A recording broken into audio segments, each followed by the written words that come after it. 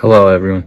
If you don't know me already, my name's John Bureau, and I'll be talking about the Armenian genocide, and more specifically, the United States failure to recognize the genocide. So, the Armenian genocide, often called the first genocide of the 20th century, involved the annihilations of Armenians living in the Ottoman Empire. The genocide occurred from 1915 to 1923, coming to a halt due to the demolition of the Ottoman Empire, which was replaced by the Republic of Turkey, which we now know. The Ottoman Empire was ruled by the Young Turks, which were a powerful group that strived to create Muslim Turkish dominance, and they did this by executing the Armenians in the area. In early 1950, there were roughly 1.5 million Armenians living in the Ottoman Empire. And by 1918, an estimated 1 million Armenians were killed and thousands of others were left as homeless refugees. By 1923, just about all the Armenian presence in the Ottoman Empire was demolished. The United States basically failed to recognize the Armenian genocide until 2019, and it's truly because political considerations and international diplomacy, not because of the lack of evidence of genocide. I believe that there was clear evidence of genocide, and the United States failed to recognize the horrible events that occurred.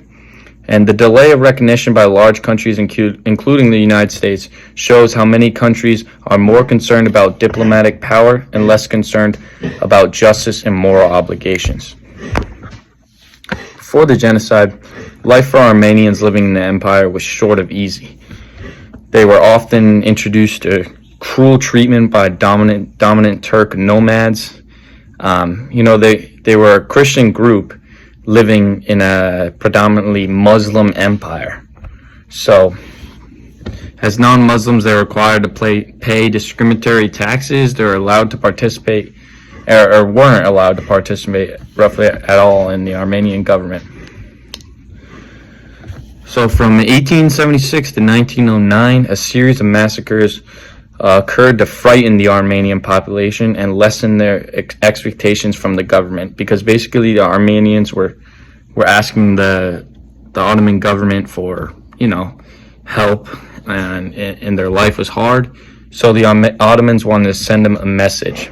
Quickly, these messages just turned into large-scale deportations, and it spread throughout the Ottoman Empire, causing Armenian casualties, due to starvation, sickness, and exposure.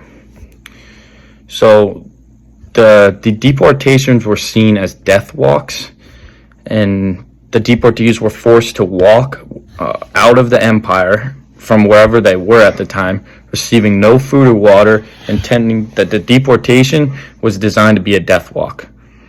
Along the walks, children were taken from their families and forced to be converted to Islam. In addition to deportation, the Ottoman government created gangs of butchers that were going to kill Armenians along their deportation journey.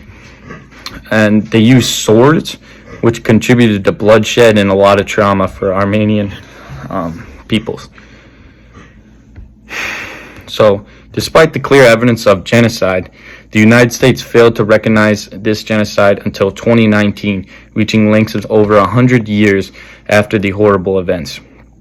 Now, this was due primarily to the fact that Turkey was a good ally to the U.S. during World War I and the Cold War. But as time went on, Turkey became less powerful, and they struggled also with a lot of human rights issues, which were frowned upon by NATO, which frowned upon by the United States. So eventually, around 2019, Turkey wasn't as powerful as an ally, and other countries were also recognizing the genocide, so it made it a lot easier for the Americans to recognize the genocide. So this is pretty alarming, because it shows that diplomatic relations and foreign relations is just the United States' main priority. They failed to recognize the moral obligations that they have to recognize the genocide. They failed to recognize the genocide. The delay from the United States and other large countries in recognizing the Armenian genocide raises questions about holding perpetrators accountable and preventing similar events in the future. Recognizing the genocide is seen as a moral duty and shouldn't be ignored. And if ignored, the significance would be lessened and there would be a higher chance for this event to occur in the future. The United States government has proven to make decisions based on national interests and alliances rather than human rights and moral obligations, which is very eye-opening. Friedrich Nietzsche, a famous philosopher, believed that history is a collection of facts, is not a collection of facts, but a power front. He touches on the idea that our interpretation of events is based on the social and political powers that dominate. In addition, he claims the purpose of history is to build life and make people have a finer future. So how is it a finer future if we're increasing the chances of this genocide to occur by not recognizing it? So the United States ignored their moral obligation once again to achieve more diplomatic power and presence. If the United States did not choose to recognize the genocide, groups of people across the world could learn from these events and help this event not occur again. So it was very alarming to see the failure of the United States to recognize this genocide. And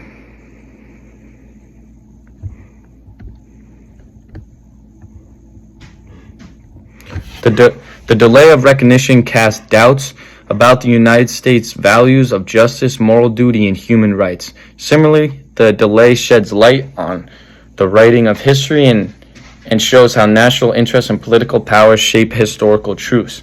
So this is another point I want to touch on. History seems to be in the hands of the government. Certain events like human rights and certain events that are caused by the people will be in history, but the grand scheme of events that have happened in history are based on countries just striving for more political power and dominance. So, thank you all for listening.